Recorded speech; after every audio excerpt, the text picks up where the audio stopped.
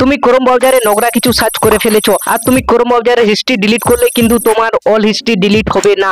একটা সেটিং আছে, সেই সেটিং এ গিয়ে কিন্তু অল হিস্ট্রি দেখা যায়।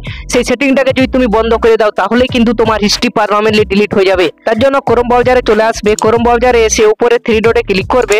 এরপরে দেখো লেখা আছে হিস্ট্রি, হিস্ট্রি লেখাটায় ক্লিক করবে। এরপরে কিন্তু এখানটা খুবই ইম্পর্টেন্ট, এখানটা ভালোভাবে দেখবে। উপরে লেখা আছে দেখো মাই অ্যাক্টিভিটি google.com, এই লেখাটাই ক্লিক করবে। এরপরে কিন্তু এরকম একটা পেজ পাবে, পেজটাকে নিচে স্ক্রল করবে। স্ক্রল করলে দেখো আমাদের হিস্ট্রিগুলো কিন্তু এখানে দেখাচ্ছে। তাহলে তুমি বাইরের হিস্ট্রি ডিলিট করলে কিন্তু হিস্ট্রি ডিলিট হয় না, এখানে এসে কিন্তু হিস্ট্রি ডিলিট করতে হয়।